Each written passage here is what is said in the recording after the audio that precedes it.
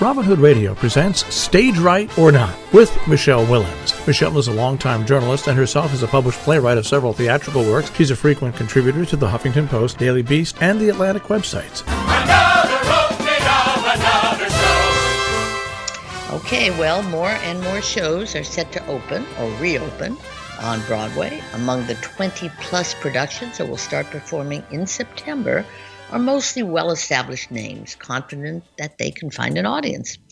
Tourists or no tourists. These include Six, about a king and his wives, American Utopia, a return engagement for David Byrne's hugely popular dance piece, Come From Away, Moulin Rouge, and Disney's Aladdin, among others. Now, also coming to Broadway a bit later in the fall are Tony Kushner's Caroline or Change at Studio 54. Previews for that begin October 8th. Alice Childress's Trouble in Mind will make its debut at the American Airlines Theater, with previews beginning October 29th. There are more making returning noises, so stay tuned. Or you can hop a plane and head to Britain. After all, Boris Johnson has proclaimed theaters can open there on June 21st, provided COVID cases stay low.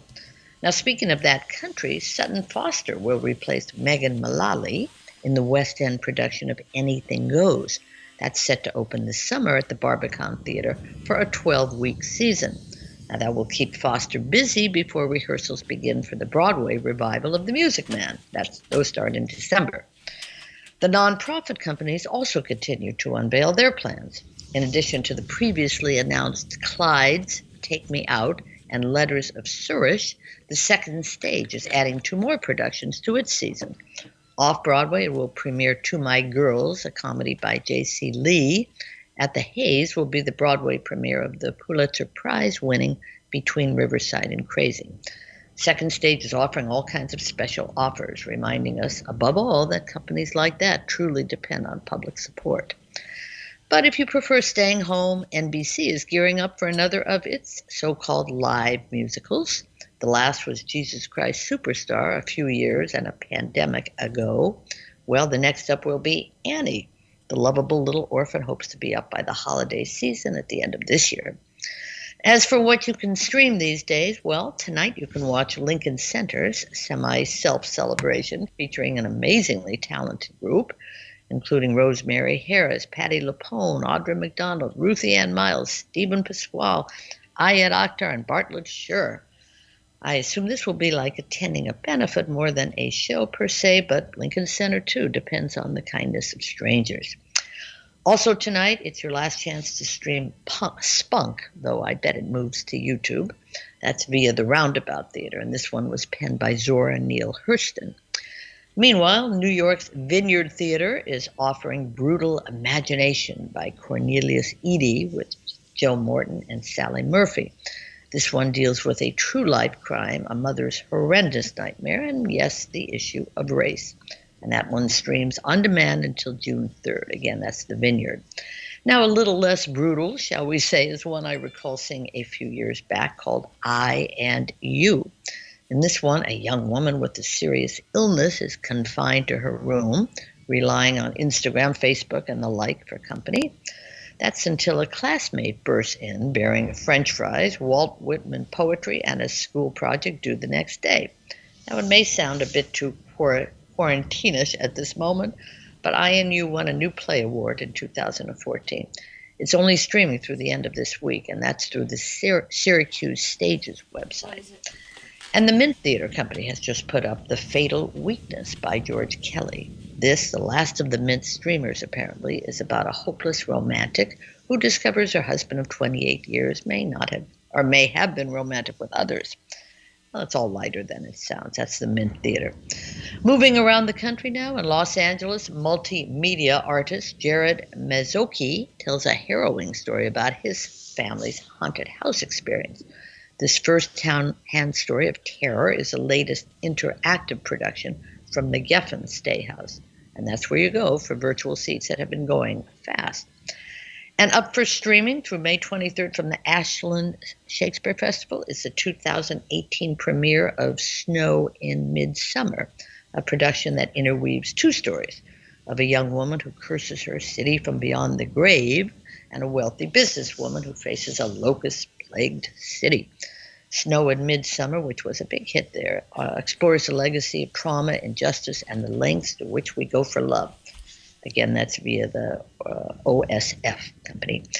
The excellent Play Preview series has been offering a reading of Joshua Harmon's lacerating Bad Jews with the original cast.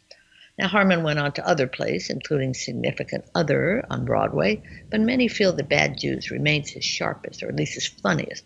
This is only up for a few more days on playpreview.com. And something called Spotlight on Plays offers a reading of Wendy Wasserstein's The Sisters Rosenzweig, about siblings, of course. One character was originated by Frances McDormand in the off-Broadway premiere in 1992. This one stars Catherine Hahn, which ain't bad either. That one streams May 20th to May 24th. And the new group is offering a series of online panels and events to coincide with its current and much discussed reading of Waiting for Godot. Now, I streamed that reading, which stars Ethan Hawke and John Leguizamo. It's clever in that without changing a word of Beckett's classic play, it's performed as in quarantine, each character zooming into one another. But it's tough going and 3 hours long, so it's not for everyone, but bravo to Hawke and Leguizamo. Well, the most fun I had of the past week was the annual Miscast benefit for MCC Theater. That's the 21st year of this event, in which gender roles are not so much erased as performers taking on numbers they would be unlikely to land in typical productions, or as Lin-Manuel Miranda says, songs we only get to sing in the shower. This time we watched Anna Lee Ashford, Renee Elise Goldsberry, Cheyenne Jackson, Patrick Wilson, and LaChance, who was a highlight as Aaron Burr. Kelly O'Hara closes the show. This is still up for streaming through May 20th. That's the mcctheater.org. And I viewed a salon-style piece from The Braid, a company in Los Angeles formerly known as the Jewish Women's Theater, called The Rest is History. Actors read the words of emerging playwrights, one of The Braid's many programs. Each one is beautifully written. Who knew you could include matzo ball soup and dim sum in one young person's story?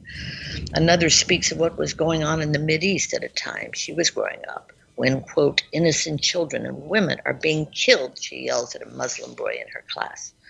Well, that could have come from today's headlines, which is sad in itself.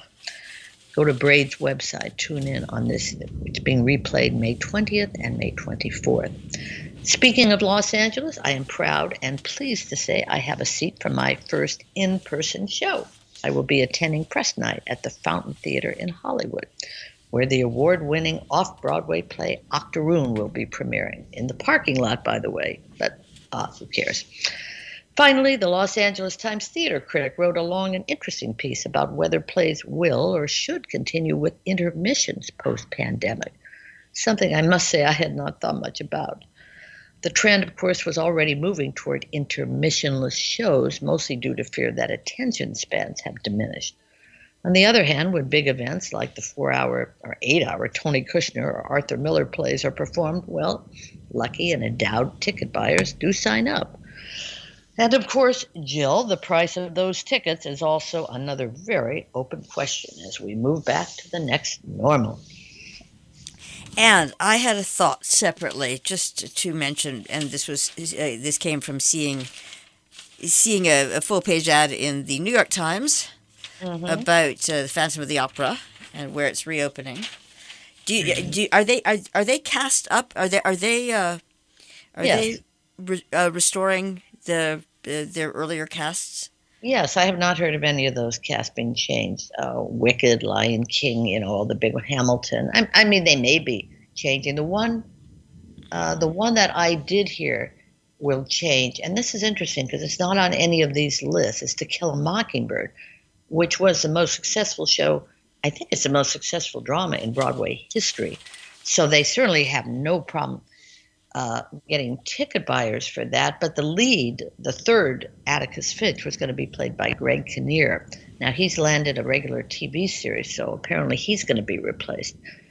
I'm just thinking of this now, which is interesting. So let's keep an eye on To Kill a Mockingbird, when or if that's coming back. Now, I know the man who played the judge in that, and he said he has not been called about returning. So who knows? That one's worth watching. That's supposed to go on tour, too, that Aaron Sorkin's version of To Kill a Mockingbird.